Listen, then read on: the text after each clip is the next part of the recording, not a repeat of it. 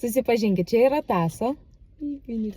Ir Taso yra antras ilgiausiai prieglaudoje užsibuvęs šuo po Lakio. Šiaip labai ilgas laikas užsibūti prieglaudoje, ypatingai tuo atveju, kai realiai Taso neturi jokių kažkokių elgesio sutrikimų ar kažkokių akivaizdžių dalykų, dėl kurių negalėtų rasti namų. Nes tai yra neagresyvus, su žmonėms, su kitais gyvūnais, puikiai sutarantis šuo.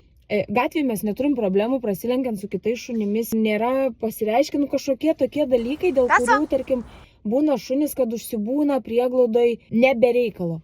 Vienintelis dalykas, kur galėtumėm sakyti, kad yra šioks toks Taso minusas, tai jis yra kuklesnis šuo. Jam prie naujų vietų, prie naujų žmonių reikia priprasti. Asmeniškai aš tai nelaikau to kaip minuso, bet ieškant namų tai yra minusas, nes dažnai žmonės nori pasiimti tą šuniuką, kuris pats pirmas atbėgo pas jį, šoko į glėbį, o Taso tikrai toks nebus. Taso net neteis pasisveikinti, todėl kad svetimas jam yra svetimas. Jisai turi asmeninius savanorius, kuriuos be proto myli, jisai myli darbuotojus, mylimus. Ir jeigu klausimėt manęs, man tai yra be proto nuostabi šuns savybė, nes tai yra ištikimo ir tau lojalaus šuns pavyzdys.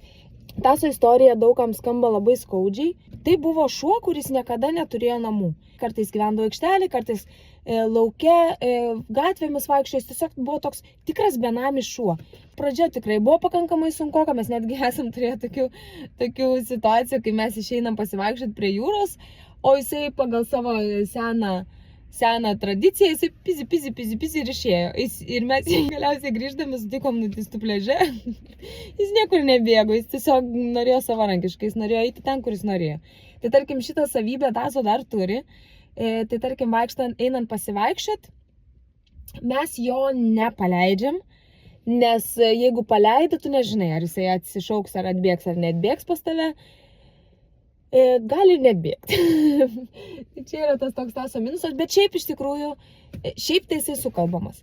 Prie naujų dalykų jam reikia priprasti, jam reikia susipažinti, bet jisai labai greitai pripranta, supranta, jis puikiai gali gyventi ir bute, ir jam net nelabai reikėtų pratinti, nes jisai puikiai moka ten laiptais lipti, puikiai jaučiasi uždarose aplinkose. Kas pamils Taso, nekreipdamas dėmesio tai, kad Taso pirmą dieną jam nesakys, kad aš noriu su tavim namo, tas tikrai, manau, turės nuostabų, fainą, gerą šuniuką. A ne, Taso? Nežinau, kur galėtum lendai iki šiandien, kad jis turėjo.